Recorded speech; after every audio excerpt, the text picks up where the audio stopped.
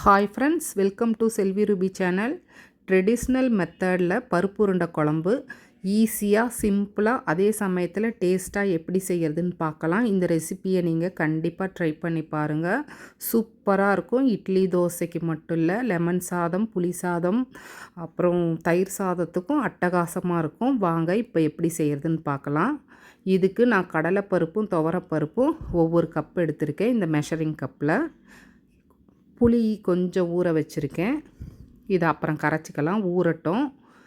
கடலைப்பருப்பையும் துவரம்பருப்பையும் wash பண்ணிவிட்டு 1 மணி நேரம் ஊறினா போதும். ஊறினதுக்கப்புறம் பார்க்கலாம். பருப்பு நல்லா ஊறிடுச்சுங்க. இதை ஒரு மிக்ஸி ஜாரில் சேர்த்து கொரன்னு அரைச்சிக்கலாம்.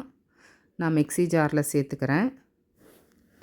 இது கடலைப்பருப்பும் துவரம்பருப்பும் சேர்த்து செய்யும்போது இந்த பருப்பு உருண்டை குழம்பு ரொம்ப டேஸ்ட்டாக இருக்குங்க. சுடு சாதத்தில் நெய் விட்டு பிசைஞ்சு சாப்பிடும்போது அட்டகாசமாக இருக்கும். இதுக்கு நான் 2 பச்சை மிளகாய் மட்டும் சேர்த்துக்கிறேன்.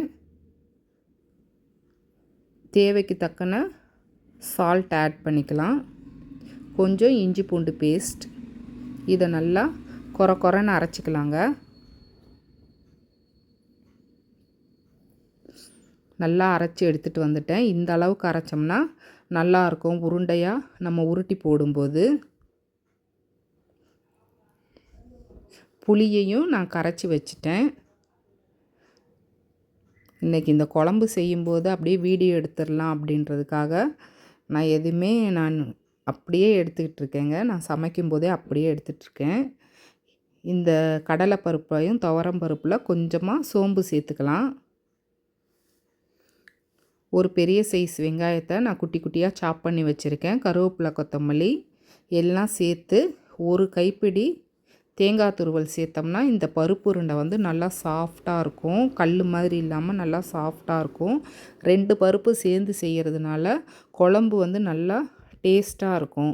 ஒரு நான்வெஜ் குழம்புக்கு ஏற்ற மாதிரி நல்லா டேஸ்ட்டாக இருக்கும். கண்டிப்பாக இந்த குழம்ப ட்ரை பண்ணி பாருங்கள். இதை வடையாகவும் நம்ம பொரித்து எடுத்துக்கலாம். இந்த மாவு நல்லா ஊறட்டுங்க. ஊறுச்சுன்னா இதில் அந்த உப்பு, காரம் எல்லாம் பருப்போடு சேர்ந்து கொஞ்சம் நேரம் ஊறட்டும். இப்போ குழம்பு எப்படி தாளிக்கிறதுன்னு பார்க்கலாம். அதுக்கு ஒரு பெரிய வெங்காயத்தை நான் சின்ன சின்னதாக கட் பண்ணி வச்சுருக்கேன். கொஞ்சம் கருவேப்பிலை எடுத்திருக்கேன். 2 தக்காளியை மிக்ஸி ஜாரில் சேர்த்து நல்லா க்ரஷ் பண்ணி எடுத்திருக்கேன். இப்போ ஒரு பேன் வச்சு எண்ணெய் விட்டுருக்கேன். கடுகு தாளிச்சாச்சு. கடுகோட ஸ்மெல்லு நல்லா வருதுங்க. இப்போது வெங்காயத்தை சேர்த்துக்கலாம். வெங்காயம் நல்லா வதங்கட்டும். இந்த ஸ்டேஜில் 4-5 பூண்டு பல்லை தட்டி சேர்த்துக்கலாம். இது வாசம் நல்லாயிருக்கும். குழம்பும் நல்லா மணமாக இருக்குங்க. இந்த மாதிரி பூண்டு தட்டி ட்ரை பண்ணி பாருங்கள். இப்போது க்ரஷ் பண்ணி வச்சுருக்க 2 தக்காளியை உள்ளே சேர்த்துக்கிட்டேன். இந்த மாதிரி தக்காளியை க்ரஷ் பண்ணி போடும்போது குழம்பு நல்லா திக்னஸ் கொடுக்கும். டேஸ்ட்டும் நல்லாயிருக்கும். இப்போ இந்த வெங்காயம் தக்காளிக்கு ஏற்ற உப்பு சேர்த்துக்கிறேன். உப்பு சேர்த்து கொஞ்சம் நேரம் மூடி வச்சு இந்த எண்ணெய் பிரிஞ்சு வர வரைக்கும் இது நல்லா வேகட்டுங்க. ஒரு 10 நிமிஷம் மூடி போட்டு வச்சோம்னா எண்ணெய் பிரிஞ்சு வரும். அது வரைக்கும் சிம்மில் வச்சு வேகட்டும். இப்போ பாருங்கள், நல்லா வெங்காயம் தக்காளி வதங்கி எண்ணெய் பிரிஞ்சு வந்திருக்கு. இப்போ மசாலாலாம் சேர்த்துக்கலாம். மிளகாய்த்தூள், மஞ்சப்பொடி, குழம்புத்தூள், கொத்தமல்லி பொடி சேர்த்துருக்கேன். இது அவங்கவுங்களுக்கு ஏற்ற மாதிரி சேர்த்துக்கங்க. நான் எனக்கு ஏற்ற மாதிரி நான் சேர்த்துருக்கேன். இதை நல்லா எண்ணெயிலேயே வதக்கி விட்டோம்னா அந்த பச்சை ஸ்மெல்லெல்லாம் போயிடும். இந்த ஸ்டேஜில் கொஞ்சம் தண்ணி சேர்த்துக்கலாம். நான் மிக்ஸி ஜாரை கழுவி தண்ணியை ஊற்றிக்கிறேன். அதில் தக்காளியெல்லாம் ஒட்டி இருக்கிறதால அந்த மிக்ஸி ஜார்லேயே நான் தண்ணி ஊற்றி சேர்த்துருக்கேன். இப்போ கொஞ்சம் புளி தண்ணி கரைச்சி வச்சுருக்கதையும் சேர்த்துக்கலாம்.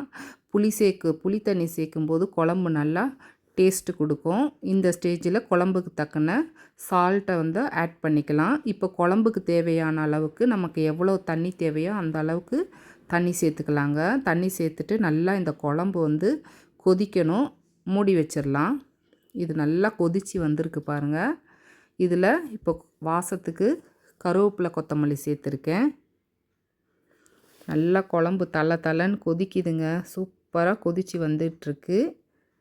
இப்போ கடைசியாக கொஞ்சமாக நான் ஒரு 2-3 பத்தை தேங்காவை அரைச்சி இதோடு சேர்த்துக்கிறேன். தேங்காய் சேர்க்கும்போது டேஸ்ட்டும் இன்னும் நல்லா கூட்டி கொடுக்கும். இப்போது டேஸ்ட்டு பார்த்துடலாம். நல்லா குழம்பு பாருங்கள் எப்படி உப்பு காரம் எல்லாமே கரெக்டாக இருக்குது. இதை இன்னும் ஒரு 5 நிமிஷம் மூடி வச்சு திறந்தோம்னா இந்த கலர் பாருங்கள் இந்த அளவுக்கு சேஞ்ச் ஆகணும். இப்படி சேஞ்ச் ஆகும்போது இந்த பருப்பு உருண்டையை சேர்த்தோம்னா தான் குழம்பு நல்லா டேஸ்ட்டாக இருக்கும். இப்போ உருட்டி வச்சுருக்கிற உருண்டைகளை உள்ளே சேர்த்துக்கலாம்.